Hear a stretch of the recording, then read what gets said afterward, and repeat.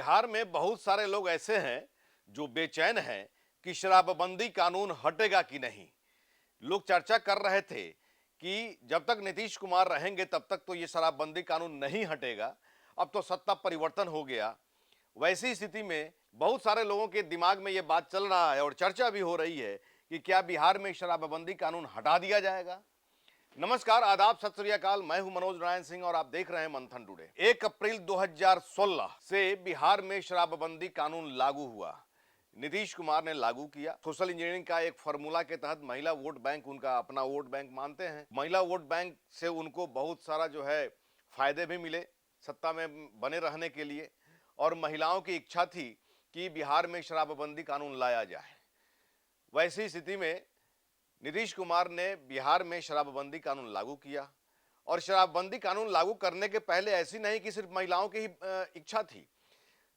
बहुत सारे जो भी यहाँ पर दल है, राजनीतिक दल है, सारे राजनीतिक दलों से उन्होंने राय मशविरा करने के बाद बिहार में शराबबंदी कानून लागू किया। लेकिन शराबबंदी कानून हमेशा सवाल के घेरे में रहा कि शराबबंदी कानून लागू तो हुआ, लेकिन ये सिस्टम जो है पूरी तरह से लागू नहीं होने दिया। सबसे बड़ा सवाल ये बना रहा हमेशा के लिए कि ये सिस्टम भ्रष्ट है, जिससे यह कानून पूरी तरह लागू नहीं हुआ।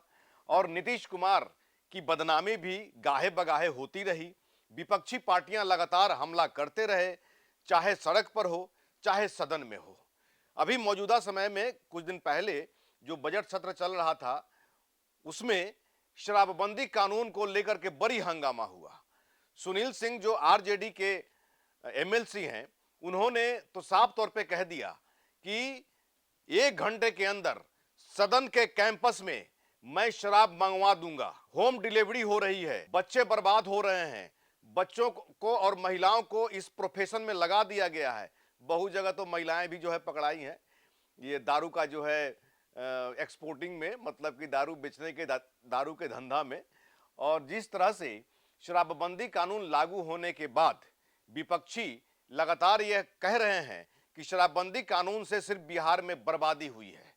एक तो राजस्व की भी बर्बादी हुई, दूसरे लोगों की भी बर्बादी हो रही है, जनता की भी बर्बादी हो रही है। इस शराबबंदी कानून के कारण लगभग 16 लाख से अधिक लोगों की अरेस्टिंग हुई इन 10 सालों में।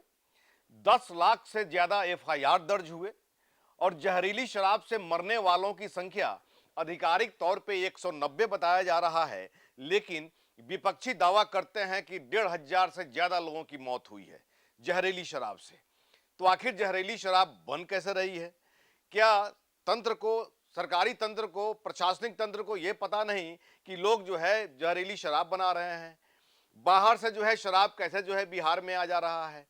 बिहार में शराब की जो होम डिलीवरी हो रही है, किस कारण से हो रही है, जिसका विपक्ष जो है हमेशा दावा करता रहा है। इसके अलावा लगभग 1.5 लाख से अधिक गाड़ियां जब्त हो चुकी हैं। 4.5 करोड़ लीटर शराब को बर्बाद किया गया, मतलब कि बरामद हुआ, बर्बाद भी की गई। तो ये सब जो है बर्बादी हो रही है। अगर जो है शराबबंदी कानून को ठीक से लागू किया जाता तो वाकई बहुत अच्छा है, विपक्षी का भी कहना है।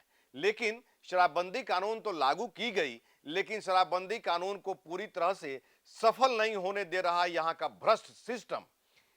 कहने के लिए विपक्ष का दावा है कि दलाल और थानेदार मालेमाल हो रहे हैं, बिचौलिया सब मालेमाल हो रहा है, युवा पीढ़ी बर्बाद हो रहा है, महिलाएं तस्करी में जुड़ गई हैं, बच्चे तस्करी में जुड़ गए हैं। तो वैसी स्थिति में इसकी समीक्षा भी होनी चाहिए। पिछले दिनों जिस तरह से चिराग पासवान ने भी एनडीए के घटक दल, जो भी एनडीए के घटक दल हैं, इन लोगों का भी साफ तौर पे कहना है कि भाई इसकी समीक्षा होनी चाहिए। अगर सफल नहीं है तो वैसे स्थिति में इसको खोल देना चाहिए, या फिर जो है इसको सफल करिए, सिस्टम को दुरुस्त करिए।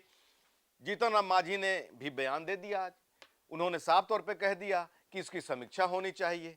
एनडीए के अंदर जो भी सहयोगी पार्टियां हैं समीक्षा करने की बात कर रहे हैं। लेकिन जिस तरह से कि कल सम्राट चौधरी ने प्रेस ब्रीफ किया और उन्होंने साफ तौर पे दो टूक कहा कि शराबबंदी कानून लागू रहेगा, नीतीश और नरेंद्र मोदी का जो मॉडल है वो यहां पर लागू रहेगा, सिस्टम को दुरुस्त करना है, कैसे जो है करना है, क्या करना है, वो सब किया जाएगा। अगर कोई प्रॉब्लम अगर जिला में कहीं भी किसी जनता को होती है, प्रॉब्लम होती है, तो सीधा सीधे जिम्मेवार कप्तान होंगे, चाहे वो पुलिस कप्तान हो या फिर जिलाधिकारी हो। तो जिलाधिकारी और पुलिस कप्तान पर बड़ी जिम्मेवारी सम्राट चौधरी देने जा रहे हैं भाई। वो साफ तौर पे कह दिए हैं कि थानेदार अगर जो है करप्ट होता है, थानेदार अगर काम नहीं करता है, तो इसका मतलब कि वहां का पुलिस कप्तान सही नहीं है, वहां का बीडीओ अगर सही काम नहीं करता है, अंचलाधिकारी काम नहीं करता है, तो जिलाधिकारी कामयाब नहीं है, ठीक नहीं है। तो जैसा सेनापति होगा वैसा ही जो है सेना काम करेगी। तो वैसी स्थिति में सम्राट चौधरी ने तो अपना कंसेप्ट भाई कल क्लियर कर दिया। सुशासन बाबू के नाम से जाने जाने वाले नीतीश कुमार इन 10 सालों में अपने सिस्टम को दुरुस्त नहीं कर सके, वरना विपक्षी इतना हमलावर नहीं होते। और विपक्षी जो लगातार दावा कर रहे हैं, उस दावा में कहीं सत्यता नहीं होती, और इसका बल कहीं ना कहीं से मिल रहा है।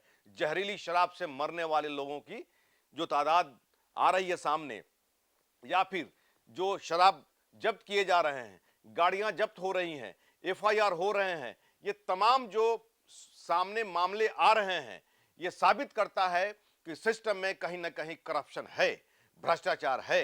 विपक्षी का जो दावा है वो दावा में कहीं ना कहीं सत्यता है। तो वैसी स्थिति में सम्राट चौधरी के सामने बहुत बड़ी चुनौती होगी कि सिस्टम को कैसे दुरुस्त किया जाए। अगर शराबबंदी कानून को लागू किए रहना चाहते हैं, शराबबंदी कानून आगे चलता रहे, तो वैसी स्थिति में सिस्टम को दुरुस्त करना सम्राट चौधरी के सामने बहुत बड़ी चुनौती होगी। वरना एनडीए के सहयोगी दल जो लगातार कह रहे हैं कि समीक्षा करने की जरूरत है, इससे रेवेन्यू का भी जो है नुकसान हो रहा है, लोगों की जान भी जा रही है, बहुत सारी संपत्ति जो है बर्बाद भी हो रहे हैं। वैसी स्थिति में समीक्षा करने की जरूरत है। अब आने वाले कुछ वक्त का इंतजार करिए कि सम्राट चौधरी इस कानून को लेकर के, शराबबंदी मामले को लेकर के कितना सजग हो रहे हैं, कितना एक्टिव हो रहे हैं, और आने वाले समय में नीतीश कुमार शराबबंदी कानून को लेकर और क्या क्या फैसले ले रहे हैं। ऐसा ही खबर देखने के लिए देखते रहिए मंथन टुडे। हमारे चैनल को लाइक करिए, सब्सक्राइब करिए और अधिक से अधिक लोगों तक शेयर करिए। बहुत बहुत शुक्रिया।